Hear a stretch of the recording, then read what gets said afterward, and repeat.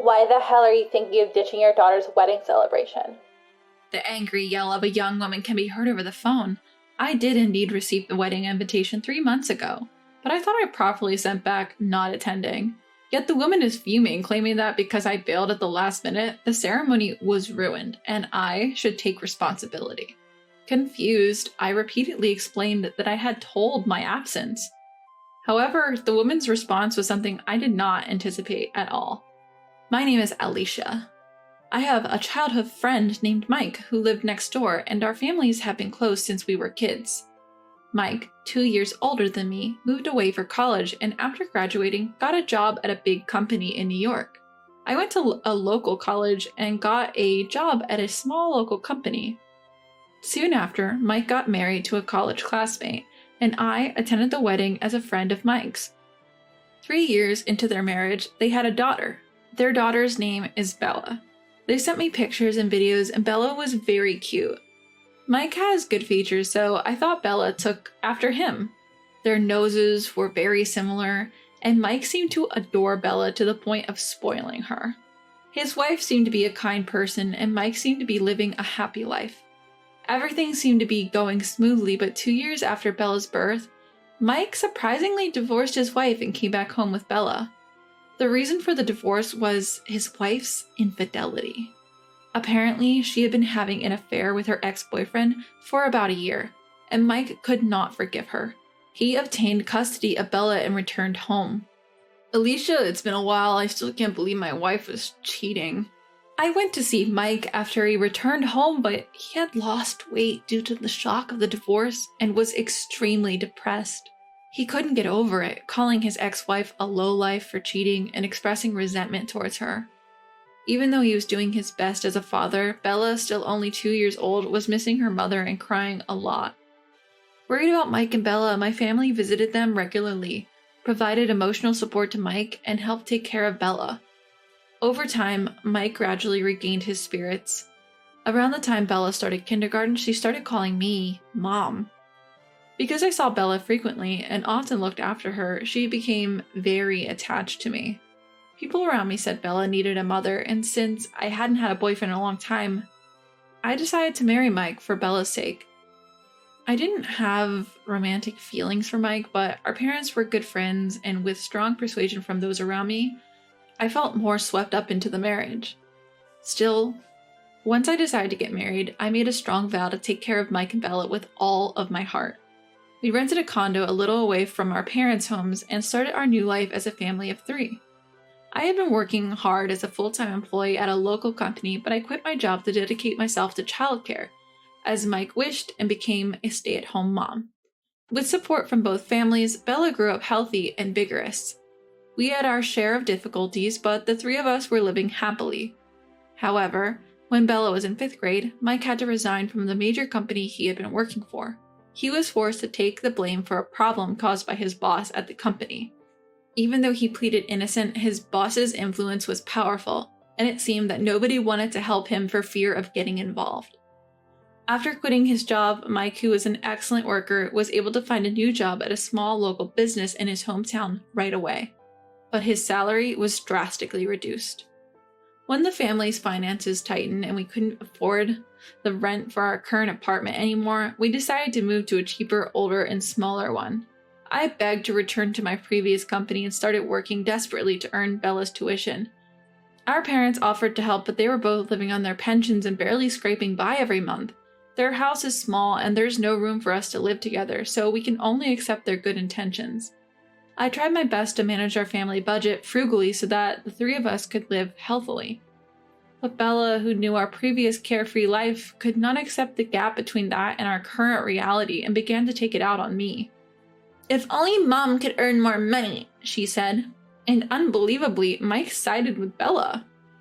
I couldn't hold back my anger because if Mike hadn't been fired in the first place, we wouldn't have to live such a hard life, and it led to a big fight. Perhaps because of such a marital life, Mike had an affair.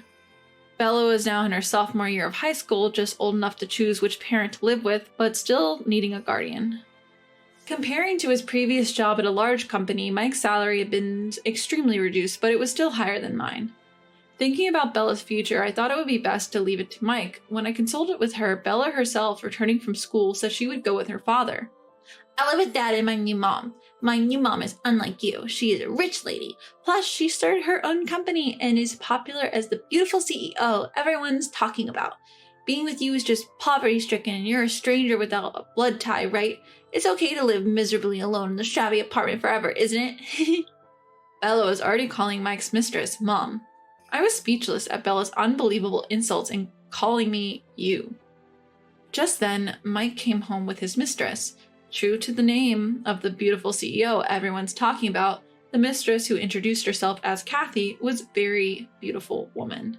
Kathy threw a wad of bills in front of me without even a greeting, a smug smile on her face. Here's the compensation for the affair. It's $80,000 in total for me and Mike. If you want it, I'll be generous and give it to you, so pick it up.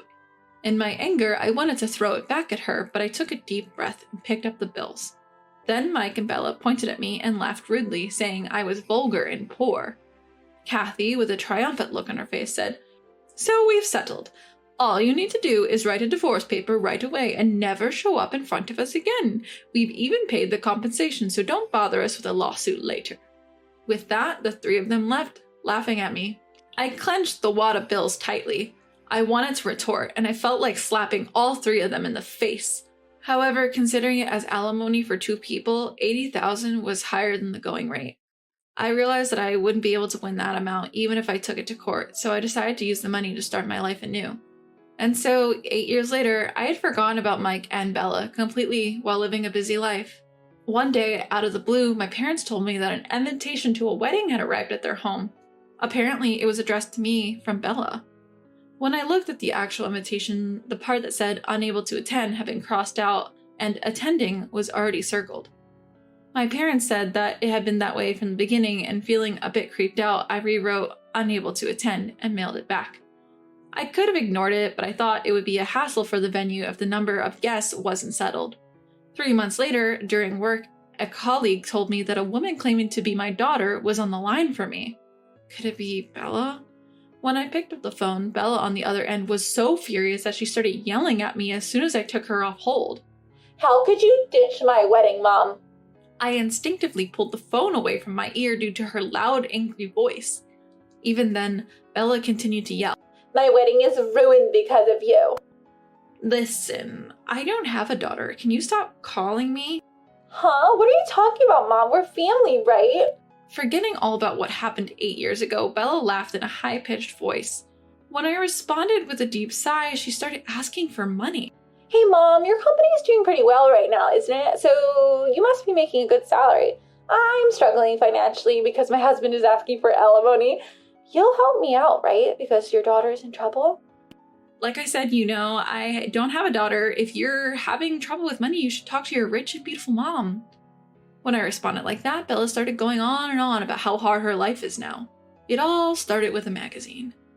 Kathy, who married Mike, apparently regularly purchases a famous trade magazine in her industry to see how her company is perceived by the public. Then she's noticed that a company had overtaken hers, which until then had been the talk of the town. It was the company I worked for. After my divorce from Mike, I worked tirelessly to forget about my married life. When the CEO said, "You know what social media is? Give it a try," I became the PR person and started being proactive on social media and gaining media exposure. Our company, which had been conducting business honestly in our local area, saw a boost in recognition and sales began to rise. We started to actively hire locals and even started to attract excellent talent from other companies. As a result, sales went up, which attracted more people, and we started to create better products, and we found ourselves in a very good situation.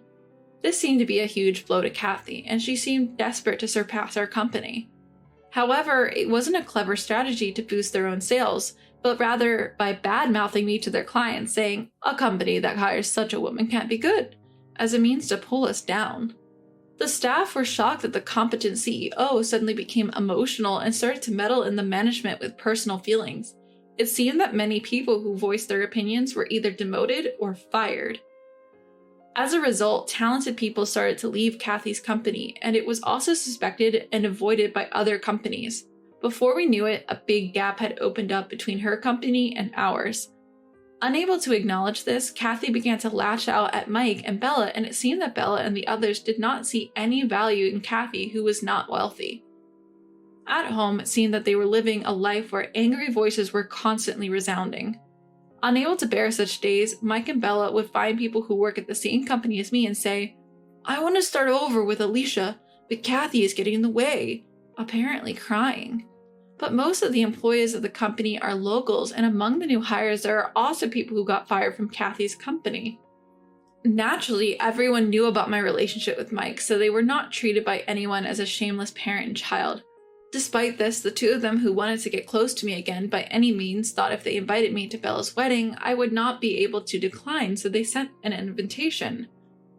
Even if I returned it as an absence, they would treat me as present and advertise me widely to the guests. However, on the day of the wedding, I was absent. Moreover, because Bella disliked Kathy sitting in my mother's seat, they ended up having a big fight in the wedding venue, despite it being a place for celebration. Eventually, the disgusted guests left and Bella was served with divorce papers from the groom, who saw her true nature. "Mom, come back home soon. Your company is money, right? I'll kick that woman out next time. Let's live together as three again." I'm in trouble if I'm blamed for not going as planned, involving people arbitrarily. Every time Bella calls me mom, I, who get a headache, repeatedly say, "We're not parent and child anymore, so stop contacting me," and I hang up.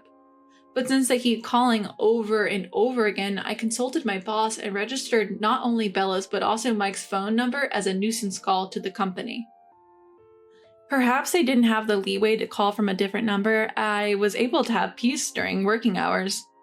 When my work was over and I was on my way home, Bella, Mike, and Kathy were all waiting together. Bella, as always, accusing me of being heartless, Mike repeating his demands to get back together. Kathy was shouting at me to pay her money because I was breaking the promise of settlement by getting involved with Mike and the others. "Hey Bella, if you're struggling with money, wouldn't it be solved if your dad found a new rich mom? And Mike, you're the one who left with the other woman, so if you ask for a reconciliation with your ex-wife, me, it looks like you're a man who was also dumped by your current wife. Is that okay with you?" Both Mike and Bella, who had been so nosy, quietly closed their mouths. Finally, I looked at Kathy and smiled. "I've kept my promise to you. I haven't contacted these folks on my own. It's not me who's bad here. Isn't it these two trying to ditch you and sneakily getting in touch with me?" I quickly turned and headed back to the office. Behind me, the sound of three people hurling insults at each other echoed. With those people in my peripheral vision, I reported to the police that a squabbling family was on the brink of physical altercation.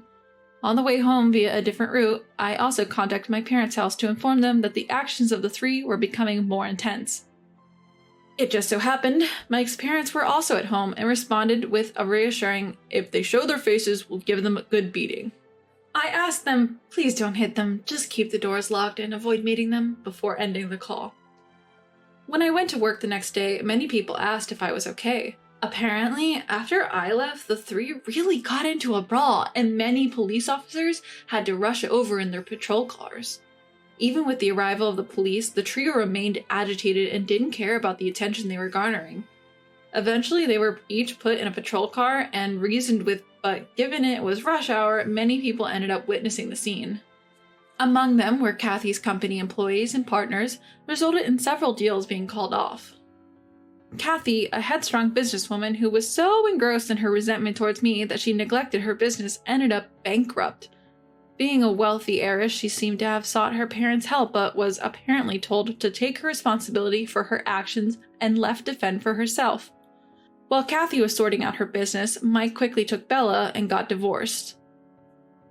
After the divorce, Mike and his family returned to their in-laws, where, true to their word, Mike's parents gave them a piece of their mind and severed ties, telling them never to show their faces again.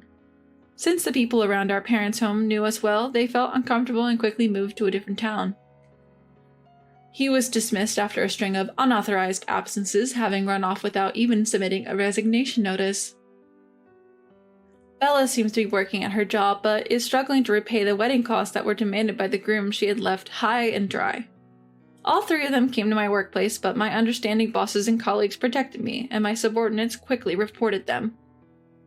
The persistent trio eventually gave up when a hefty male security guard was placed at the company's reception, finally bringing the situation under control. Since then, I've been living my life devoted to my work so as not to remember those three. Thanks to the competent personnel from Kathy's company coming for job interviews, our boss is over the moon. I'm making a conscious effort to live each day without letting money get to my head and changing my attitude or abusing others.